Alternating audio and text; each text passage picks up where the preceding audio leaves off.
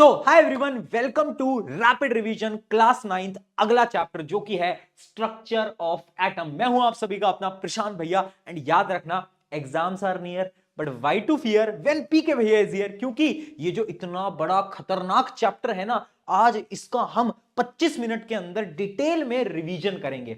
अगर आप इस चैप्टर को डिटेल में पढ़ना चाहते हो विद क्वेश्चन, तो मैंने एक पूरा वन शॉट बना रखा है 1.5 घंटे का, वो आप जाकर देख सकते हो, लिंक डिस्क्रिप्शन में है। लेकिन आज हम रैपिड रिवीजन करने वाले हैं, फटाफट तरीके से सारी कहानी को रिवाइज करेंगे। और मैं गारंटी से बोल रहा हूं, आज इस लेक्चर के बाद तुम भूलोगे नहीं, तुम्हें इंटरेस्ट आएगा इस चैप्टर के अंदर। तो ये जो चैप्टर है एटम्स, ये कहां से स्टार्ट होता है? तो स्टार्ट होता है हिस्ट्री से। इमेजिन करो मैं एक एटम हूं और मैं ना अलग अलग साइंटिस्ट के पास जा रहा हूं, मैं टाइम ट्रेवल कर रहा हूं। सबसे पहले मैं जाता हूं 1808 के अंदर हमारे साइंटिस्ट डेल्टन भैया के पास, और मैं डेल्टन भैया से पूछता हूं कि यार डेल्टन भैया, मैं एटम कौन हूं? तो डेल्टन बोलते हैं एटम्स आर इनडिविजिबल, यानी एटम्स को डिवाइड नहीं किया जा सकता। बाद में इनकी बात झूठी साबित कर दी गई। अब जब डेल्टन भैया ने अपनी एटॉमिक थ्योरी बता दी थी, उसके बाद क्या होता है, उसके कुछ सालों बाद जे थॉमसन जी आते हैं और वो ये बोलते हैं कि ओए एटम, तेरे अंदर तो एक नेगेटिव पार्टिकल है जिसको मैं इलेक्ट्रॉन बोल रहा हूं। मैंने कहा है, मैं नहीं मानता, प्रूव करो। तो इन्होंने इस बात को प्रूव कर दिया, एक एक्सपेरिमेंट इन्होंने करा था, और उस एक्सपेरिमेंट को हम बोलते हैं कैथोड रे एक्सपेरिमेंट। इस प्रकार से उन्होंने एक रे ली थी, ठीक है, जिसको हम बोलते हैं कैथोड रे। इधर उन्होंने एक प्लेट लगाई थी, उस प्लेट के ऊपर एक मटेरियल था जिंक सल्फाइड। अब क्या हुआ, जब उन्होंने यहां से रे को ओपन करा तो ये जो मटेरियल था ना, ये चमकने लगा। और ये मटेरियल तभी चमकता है जब कोई नेगेटिव पार्टिकल इस पे टकराता है, जिससे प्रूव हुआ कि हाँ यार, एटम के अंदर ना कोई नेगेटिव पार्टिकल तो पक्का है, ठीक है। और उसी नेगेटिव पार्टिकल को उन्होंने नाम दिया इलेक्ट्रॉन। अगली चीज देखो, अब इस एक्सपेरिमेंट को करने के लिए कुछ नेसेसरी कंडीशंस थी। क्या नेसेसरी कंडीशन थी? सबसे पहले उन्होंने एक वैक्यूम ट्यूब ली थी, पहली कंडीशन। दूसरी, बहुत हाई वोल्टेज लिया था और लो प्रेशर लिया था। ये 3 कंडीशन थी जिसकी मदद से ये कैथोड रे एक्सपेरिमेंट पूरी तरीके से हो पाया था। और इस एक्सपेरिमेंट से फाइनली पता चल गया था कि हाँ ठीक है भाई, इलेक्ट्रॉन एग्जिस्ट करते हैं। अच्छा, इलेक्ट्रॉन का चार्ज कितना होता है? माइनस, क्योंकि नेगेटिव है ना, -1.6 इंटू 10⁻⁻19 कूलम। इसका जो मास होता है वो बहुत ज्यादा कम होता है, इसको आप नेगलेक्ट भी कर सकते हो, इतना ज्यादा कम होता है। फिर बाद में डिस्कवरी होती है प्रोटॉन की। अब प्रोटॉन की डिस्कवरी करते हैं साइंटिस्ट ई गोल्डस्टीन। अब ये मुझसे बोलते हैं, अरे भाई, तेरे अंदर सिर्फ नेगेटिव पार्टिकल नहीं है, तेरे अंदर तो पॉजिटिव पार्टिकल भी है। मैंने कहा कैसे प्रूव करो? तो इन्होंने एक एक्सपेरिमेंट करा, एनोड रे एक्सपेरिमेंट। जैसे उन्होंने क्या करा था, कैथोड रे, इन्होंने करा एनोड रे। एक और नाम होता है कैनाल रे एक्सपेरिमेंट, ठीक है। उस मतलब ये पूरा एक्सपेरिमेंट आपके सिलेबस में नहीं है, आपको बस इतना पता होना चाहिए। इस एक्सपेरिमेंट की मदद से इन्होंने प्रूव कर दिखाया कि ये जो पॉजिटिव पार्टिकल है ना, ये भी एग्जिस्ट करते हैं किसके अंदर? एटम के अंदर। और उस पॉजिटिव जो पार्टिकल है ना, उसका जो चार्ज उन्होंने निकाला वो था 1.6 इंटू 10⁻⁻19 कूलम। यानी ये पॉजिटिव और वो नेगेटिव, बट दोनों का जो साइज है वो सेम ही है। साइज इन द सेंस जो चार्जेस की वैल्यू है वो सेम है, बट वो नेगेटिव, ये पॉजिटिव। बट अगर मैं मास की बात करूं तो इसका मास बहुत ज्यादा है।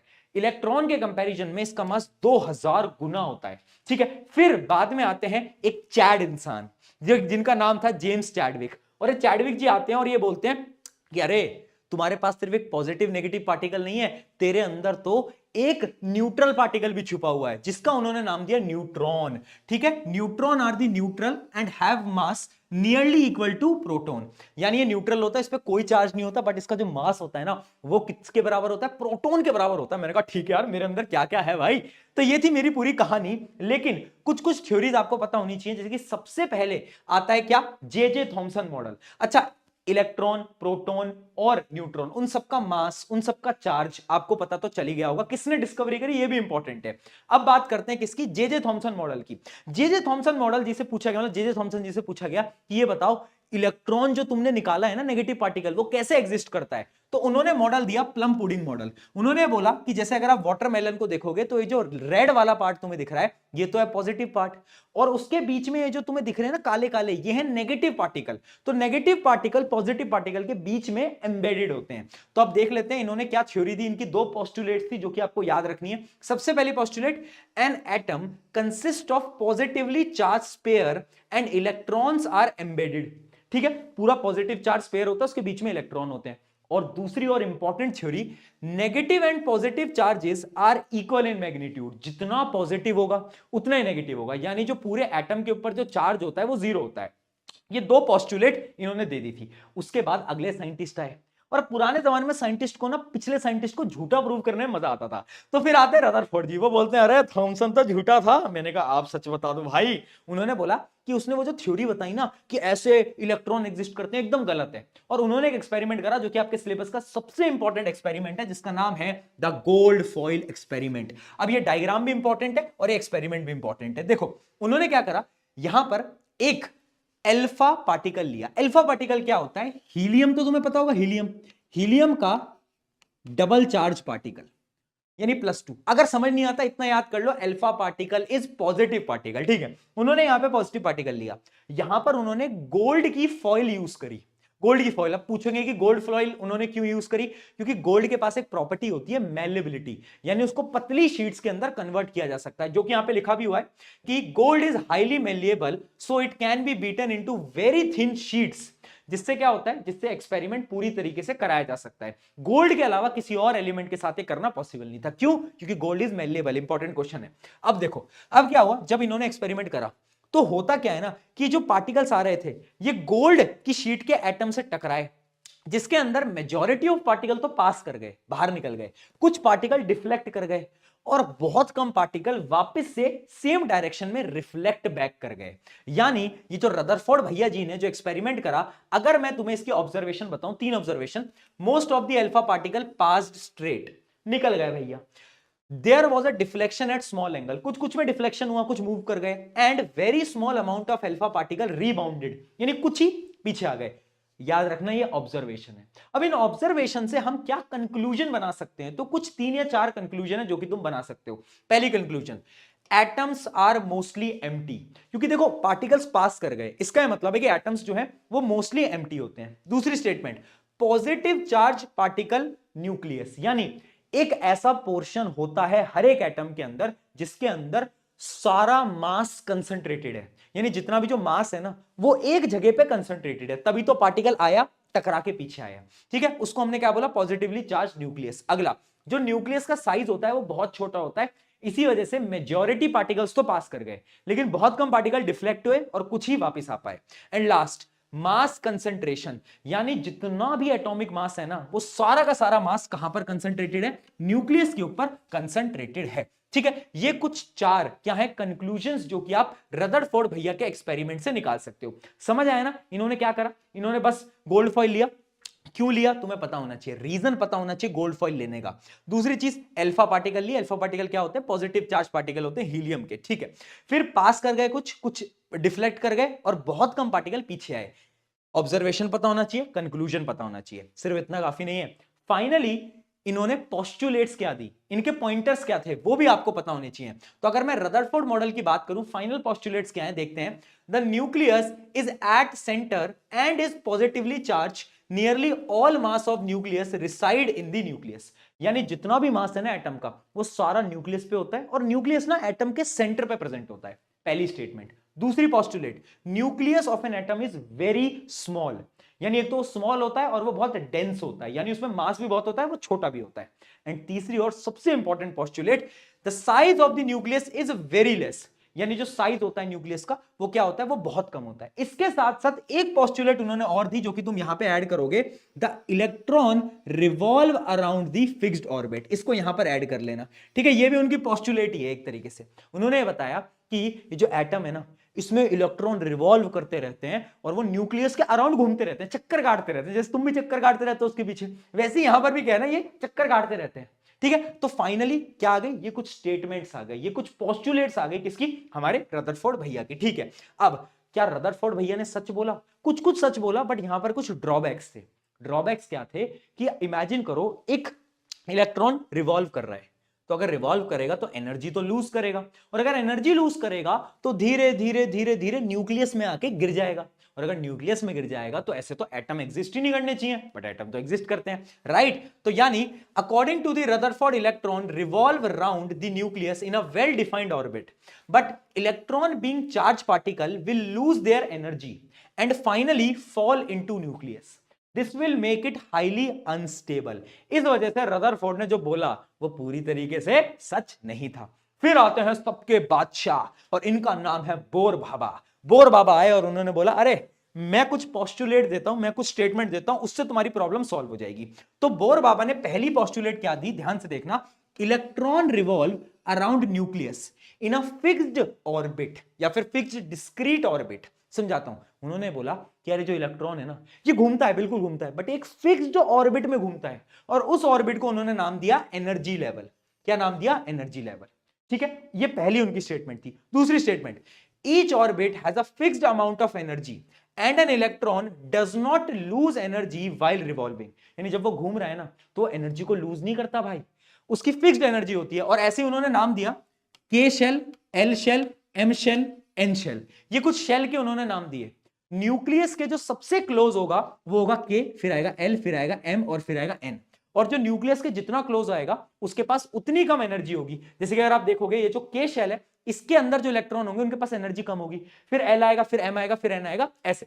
ठीक है, ये चीज तुम्हें समझ में आ गई। अब तीसरी स्टेटमेंट पढ़ते हैं, energy is absorbed or emitted only when an electron jump from orbit to another. यानी अगर कोई भी इलेक्ट्रॉन एक बड़े ऑर्बिट से छोटे ऑर्बिट में जाएगा तो एनर्जी वो रिलीज करेगा, और अगर छोटे ऑर्बिट से बड़े ऑर्बिट में जाएगा तो उसे एनर्जी की नीड होगी, एनर्जी वो अब्सॉर्ब करेगा। राइट, तो तीन पोस्टुलेट किसने दी, बोर बाबा जी ने दे दी, और बोर बाबा ने बोला कि ठीक है, अब यहां पर चीजें खत्म हो रही हैं। अब देखो अगली चीज आएंगे, अभी हम इलेक्ट्रॉनिक कॉन्फ़िगरेशन पे बढ़ेंगे, बट उससे पहले तुम्हें यह समझना पड़ेगा कि ये जो एटॉमिक नंबर है ये क्या होता है, व्हाट इज एटॉमिक नंबर, पहले ये समझो। तो एटॉमिक नंबर कोई ऐसे दुविधा वाली चीज नहीं है, बहुत सिंपल है। एटॉमिक नंबर किसी भी एलिमेंट का is equals to the number of proton in it, यानी जितने उसमें प्रोटॉन होंगे ना, वही उसका एटॉमिक नंबर। देखो किसी भी अगर आपको एलिमेंट को लिखना है तो आप उसको ऐसे लिखते हो, ए और जेड। जेड होता है क्या, atomic number. Atomic number is equals to the number of proton. और अगर एक ऐसा कोई एलिमेंट है जिसके ऊपर कोई चार्ज नहीं है, जीरो चार्ज है, तो उसमें जितने इलेक्ट्रॉन होते हैं उतने ही प्रोटॉन होते हैं, ये आपको याद रखना है। ठीक है, atomic number is equals to number of proton is equals to number of electron. ये न्यूट्रल एटम के लिए, अभी समझाऊंगा, अगर समझ नहीं आया होगा तो क्वेश्चन की फॉर्म में। ठीक है, इतना समझ आ गया होगा, आगे बढ़ते हैं। अब हम फटाफट से स्टार्ट करते हैं इलेक्ट्रॉनिक कॉन्फ़िगरेशन। यानी बोर बाबा जी ने क्या कुछ स्टेटमेंट्स दी, उन्होंने ना 3 रूल्स दिए थे इलेक्ट्रॉनिक कॉन्फ़िगरेशन के लिए। इलेक्ट्रॉनिक कॉन्फ़िगरेशन क्या होता है कि इलेक्ट्रॉन्स कैसे डिफरेंट डिफरेंट शेल में डिवाइड होंगे, क्योंकि अलग अलग शेल है, K shell, L shell, M shell, कैसे डिवाइड होंगे, तो उन्होंने कुछ रूल्स दिए। पहला rule, maximum electron in one shell is equals to 2n square. यानी इसी फॉर्मूले के अकॉर्डिंग एक मैक्सिमम नंबर ऑफ इलेक्ट्रॉन आ सकते हैं एक शेल में। जैसे कि जो पहली शेल है उसमें n की वैल्यू 1 होगी, दूसरे में 2 होगी, तीसरे में 3 होगी, चौथे में 4 होगी। तो अगर मैं के शेल की बात करूं तो इसमें मैक्सिमम नंबर ऑफ इलेक्ट्रॉन 2 आ सकते हैं, सेकंड में 8 आ सकते हैं, तीसरे में 18 आ सकते हैं, एंड देन 32 आ सकते हैं। ठीक है, ये था पहला रूल। दूसरा रूल, अगर कोई भी आउटर मोस्ट शेल है ना, तो आउटर मोस्ट शेल में मैक्सिमम इलेक्ट्रॉन 8 ही आ सकते हैं। आउटर मोस्ट शेल अभी हम क्वेश्चन की फॉर्म में कर भी लेंगे, आउटर मोस्ट शेल में 8 इलेक्ट्रॉन आ सकते हैं, उससे ज्यादा नहीं आ सकते। And last, inner shell fill first. यानी के भरोगे, फिर एल भरोगे, फिर एम भरोगे, फिर एन भरोगे। ऐसा नहीं है कि के भरा फिर डायरेक्टली एम भर दिया, एल शेल को भूल गए, नहीं भैया ऐसे नहीं कर सकते, एक ऑर्डर है, पहले इनर शेल भरोगे फिर आउटर शेल भरोगे। ठीक है, ये 3 रूल्स थे इसके। हम इन 3 रूल्स की मदद से हम इलेक्ट्रॉनिक कॉन्फ़िगरेशन लिखना स्टार्ट करते हैं। हम किसी भी एलिमेंट को उठाते हैं, मान लो ऑक्सीजन। ऑक्सीजन का एटॉमिक नंबर है 8। तो यानी उसमें प्रोटॉन कितने, 8, इलेक्ट्रॉन कितने, 8। ठीक है, तो 8 इलेक्ट्रॉन है। अब तुम्हें पता है सबसे पहले क्या करोगे, के शेल को दोगे। के शेल में मैक्सिमम कितने आ सकते हैं, के शेल में 2 इलेक्ट्रॉन आ सकते हैं। फिर अगला आएगा क्या, के एल, एल आएगा। अब बचे कितने, बचे हैं 6। तो अब इसको 6 आप इलेक्ट्रॉन दे दोगे, तो इसका इलेक्ट्रॉनिक कॉन्फ़िगरेशन हो गया 2,6। ये हो गया इलेक्ट्रॉनिक कॉन्फ़िगरेशन। अगर किसी और एलिमेंट का अपन ले लेते हैं, जैसे कि मैं बात करता हूं सिलिकॉन की, सिलिकॉन का एटॉमिक नंबर होता है 14। तो अगर मैं 14 की बात करूं, पहले के शेल में तो 2 दे दो, बचे कितने, 12। बचे कितने, 12। ठीक है, के शेल में दे दिए। एल शेल में मैक्सिमम कितने आ सकते हैं भैया, एल शेल में मैक्सिमम 8 आ सकते हैं, तो मैंने कहा दे दो भाई 8। बचे कितने भैया, बच गए 4, तो बस कुछ नहीं, तीसरी शेल में 4 दे दो, तो 2, 8, 4 ये आ गया सिलिकॉन का। ठीक है जी, बहुत बढ़िया। और डिफरेंट क्वेश्चन की तरफ बढ़ते हैं, जैसे आर्गन। आर्गन जो होता है उसका एटॉमिक नंबर होता है कितना, 18, यानी नंबर ऑफ इलेक्ट्रॉन 18। तो अब देखना बेटा, 2, 8 है ना, बचे कितने बताओ, बचे कितने, बच गए 8। तो जो लास्ट शेल होगा उसमें कितने होंगे, 8। तो यानी इलेक्ट्रॉनिक कॉन्फ़िगरेशन हो गया 2,8,8। अब मैं एक थोड़ा सा डिफरेंट क्वेश्चन आपको कराना चाहता हूं। मान लो अगर नंबर ऑफ इलेक्ट्रॉन या फिर एटॉमिक नंबर किसी का 20 है, तो अब कैसे करोगे बताओ, 20 पे कैसे करोगे? 20 पे अगर तुम करने जाओगे तो ध्यान से देखना बेटा, पहले आप के शेल में 2 डालोगे, एल शेल में 8 डालोगे, ठीक है, बचा कितना भैया? बच गए 10। तो ऑब्वियस सी बात है ना भैया, एम शेल में 10 डाल देंगे? नहीं, रूल नंबर 2, जो लास्ट वाली शेल होगी आउटर मोस्ट शेल, उसमें मैक्सिमम कितने हो सकते हैं? 8 हो सकते हैं, ठीक है। तो इसलिए हमें इसमें सिर्फ 8 डालने पड़ेंगे, फिर जो अगली जो शेल होगी उसमें 2, क्योंकि बच गए ना 2, तो इसका फाइनली इलेक्ट्रॉनिक कॉन्फ़िगरेशन आ गया 2882। आई होप अब आपको ये चीजें क्लियर हो गई होंगी। अब एक दो ये जो क्वेश्चन है इनको भी ट्राई कर लो, जैसे कि लिथियम का तुम बता सकते हो, इंपॉर्टेंट है Na+। अब देखो ये चार्ज पार्टिकल है, Na+ का मतलब क्या है? प्लस चार्ज आया जब उसने एक इलेक्ट्रॉन दे दिया। वैसे सोडियम का जो नंबर होता है वो 11 होता है, यानी उस पे 11 इलेक्ट्रॉन होते हैं, बट उसने एक इलेक्ट्रॉन अब डोनेट कर दिया, तो उस पे बचे कितने? सिर्फ 10 इलेक्ट्रॉन बचे हैं। तो यानी आपको 10 इलेक्ट्रॉन को दिमाग में रखते हुए इसको सॉल्व करना था, तो कर दो, ये आ जाएगा कितना? 2 और 8, ठीक है। सिमिलरली अगर क्लोरीन है तो इसमें नेगेटिव चार्ज है, यानी इसने एक इलेक्ट्रॉन लिया है, तो उस अकॉर्डिंग आप सॉल्व करोगे। और अभी फटाफट से पॉज करो और क्लोरीन नेगेटिव का इलेक्ट्रॉनिक कॉन्फ़िगरेशन लिखकर बताओगे। चलो आगे बढ़ते हैं अगले टॉपिक की तरफ, जो कि है कि ये एटम कंबाइन क्यों करते हैं? Why does these atom combine? क्योंकि देखो एटम को क्या करना है ना, फाइनली स्टेबल होना है ना, स्टेबल होना है, और उसी स्टेबिलिटी के लिए एटम्स क्या करते हैं? आपस में कंबाइन करते हैं, ठीक है। और स्टेबल होने का मतलब क्या है? कि उसको अपना ऑक्टेट पूरा करना है, यानी आउटर मोस्ट शेल पे 8 इलेक्ट्रॉन पूरे करने हैं, ठीक है। तो ऑक्टेट रूल क्या बोलता है? Atoms gain or lose electron to complete 8 in the outer most shell, यानी आउटर मोस्ट शेल में 8 इलेक्ट्रॉन पूरे करने हैं, इसलिए वो इलेक्ट्रॉन या तो ले रहे हैं या तो दे रहे हैं, ठीक है भैया, ये भी हमें क्लियर हो गया। अब यहां पर ना कुछ एक्सेप्शंस होते हैं, एक्सेप्शंस यानी कुछ ऐसे एलिमेंट है जिनको ऑक्टेट रूल फॉलो नहीं करना, उनको बस उनके आउटर मोस्ट शेल पे सिर्फ 2 इलेक्ट्रॉन चाहिए। फॉर एग्जांपल क्या? For example lithium. लिथियम की अगर मैं बात करूं तो उसका इलेक्ट्रॉनिक कॉन्फ़िगरेशन क्या होता है? 2,1। तो अब ना इसको अगर स्टेबल होना है तो ये 7 इलेक्ट्रॉन को गेन नहीं करेगा, है ना, ये 7 नहीं लेगा ऑक्टेट पूरा करने के लिए। ये क्या करेगा? ये इस इलेक्ट्रॉन को डोनेट कर देगा। और अब देखो इसके आउटर मोस्ट शेल पे 2 इलेक्ट्रॉन आ गए, यानी अब स्टेबल हो गया। अगर मैं बात करूं हीलियम की, तो हीलियम का नंबर होता है 2, तो हीलियम का जो इलेक्ट्रॉनिक कॉन्फ़िगरेशन होता है वो 2 होता है, यानी ये स्टेबल है, इसको ऑक्टेट रूल फॉलो नहीं करना, ये 2 में ही खुश रहता है, ठीक है। बहुत बढ़िया, अब आपको ये चीज क्लियर हो गई होगी। कुछ और टर्म्स आती है यहां पर, वैलेंस इलेक्ट्रॉन। वैलेंस इलेक्ट्रॉन कुछ नहीं होता, आउटर मोस्ट शेल पे जितने भी इलेक्ट्रॉन है उसको हम बोलते हैं वैलेंस इलेक्ट्रॉन। मान लो ये है इलेक्ट्रॉनिक कॉन्फ़िगरेशन, तो बताओ वैलेंस इलेक्ट्रॉन क्या होंगे? 5, आउटर मोस्ट शेल पे जितने भी इलेक्ट्रॉन है, ठीक है। आगे बढ़ते हैं, अब बात करते हैं वैलेंसी। वैलेंसी क्या होता है? The combining capacity of an atom, यानी एटम कैसे कंबाइन करता है उसको हम बोलते हैं वैलेंसी।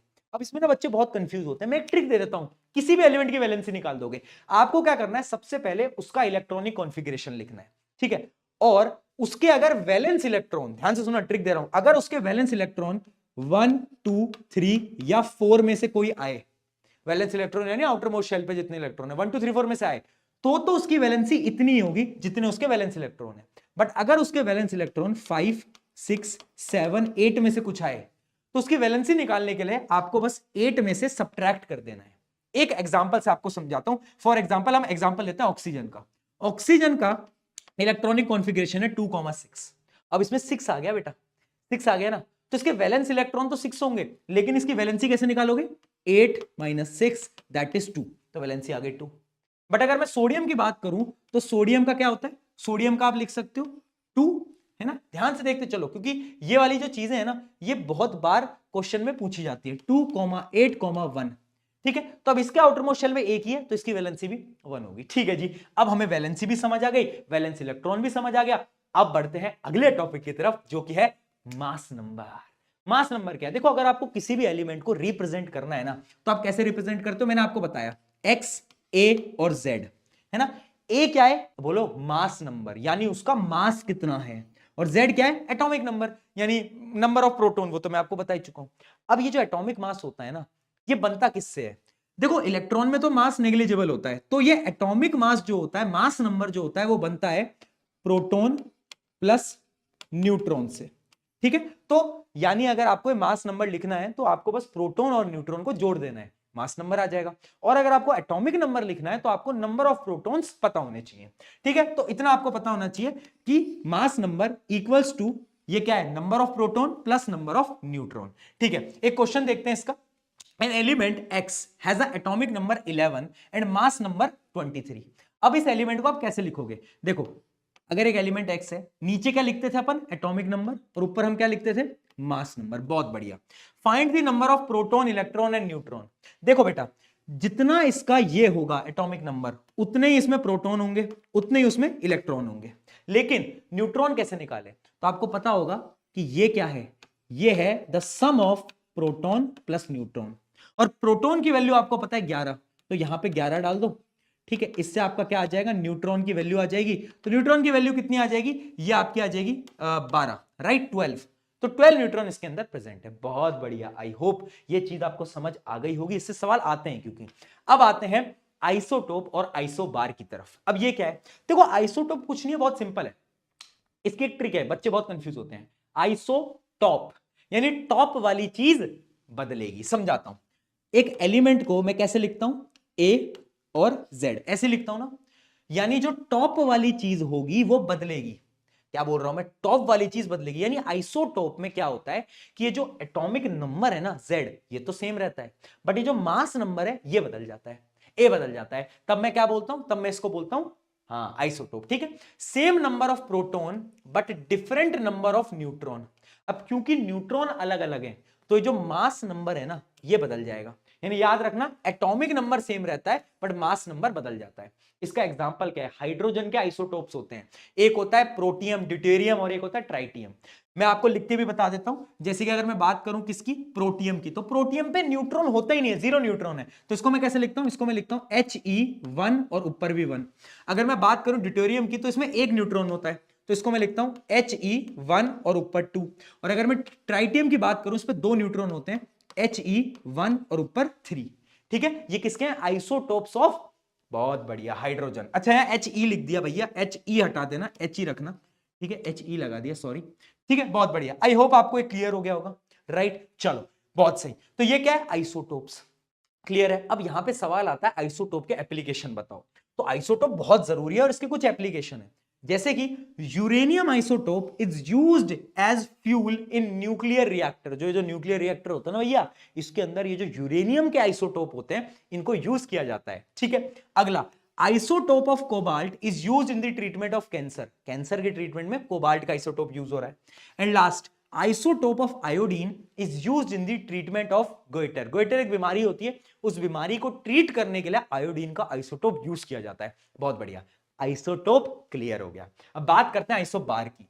आइसोबार में क्या होगा, आइसोबार में क्या होगा, अब ये नीचे वाली चीज बदलेगी और ऊपर वाली चीज सेम रहेगी, यानी एटॉमिक नंबर बदलेगा बट मास नंबर सेम रहेगा। ठीक है, isobar are the atom of different element that have same mass number but different atomic number. इसका एग्जांपल क्या है, इसका एग्जांपल है क्या, कैल्शियम, आर्गन। मैं बताता हूं, अगर मैं लिखूं कैल्शियम, तो कैल्शियम को मैं लिखता हूं ऐसे 2040। अगर मैं आर्गन को लिखूं 1840, अगर मैं लिखूं पोटेशियम को 1940। सबका मास नंबर सेम है बट देखो एटॉमिक नंबर सबका डिफरेंट है, राइट। क्या बात समझ में आई, वेरी इंपॉर्टेंट पार्ट था। ठीक है, क्लियर हो गया। अब ये डिफरेंस देख लो फाइनली आइसोबार और आइसोटोप में। अच्छा मुझे खुद बताओ कि आइसोटोप में क्या केमिकल प्रॉपर्टीज सेम रहेंगी? बिल्कुल रहेंगी। क्यों? क्योंकि अगर तुमने आइसोटोप को ध्यान से देखा हो, इसमें एटॉमिक नंबर सेम है, यानी नंबर ऑफ प्रोटॉन और नंबर ऑफ इलेक्ट्रॉन सेम है। और जो केमिकल प्रॉपर्टीज होती है ना किसी भी एलिमेंट की, किसी भी एटम की, वो कौन डिसाइड करता है? वो डिसाइड करता है इलेक्ट्रॉन। तो अगर इलेक्ट्रॉन का नंबर सेम है ना, इसका मतलब है कि आइसोटोप में केमिकल प्रॉपर्टीज सेम होंगी बट इनका मास अलग है, मास नंबर अलग है, तो फिजिकल प्रॉपर्टीज अलग होंगी। बट अगर मैं वहां बात करूं तो वहां पर नंबर ऑफ इलेक्ट्रॉन सेम नहीं है, तो इसलिए वहां केमिकल प्रॉपर्टीज अलग होंगी बट फिजिकल प्रॉपर्टीज सेम रहेंगी। ठीक है, तो आपको बस इतना याद रखना है, देख सकते हो। आइसोबार की बात करूं, atom of the different element with same mass number, मतलब डेफिनेशन है atomic number are different, mass number are equal. अब देखो आइसोबार में केमिकल प्रॉपर्टीज डिफर यानी अलग अलग होती हैं और फिजिकल प्रॉपर्टीज सिमिलर होती हैं। रीजन समझ गए ना, क्योंकि मास सेम है तो फिजिकल प्रॉपर्टीज तो सेम रहेंगी बट इलेक्ट्रॉन अलग है ना। अब यहां पर क्या है ना, यहां पर केमिकल प्रॉपर्टीज क्या रहेंगी? सेम रहेंगी। क्यों? क्योंकि अरे यार एलिमेंट तो सेम ही है, इलेक्ट्रॉन तो उतने ही है, राइट। और फिजिकल प्रॉपर्टीज डिफरेंट रहने वाली हैं। ये चीज क्लियर हुई, बहुत बढ़िया। तो ये था आपका पूरा का पूरा चैप्टर किसका, द स्ट्रक्चर ऑफ एटम का। 25 मिनट के अंदर आपको डिटेल में बता दिया है। अब फटाफट से ये रहा question, electronic configuration of argon. Comment करो, पॉज करो, जल्दी से कमेंट करो। शुक्रिया एवरीवन, मिलते हैं नेक्स्ट लेक्चर के अंदर। Take care.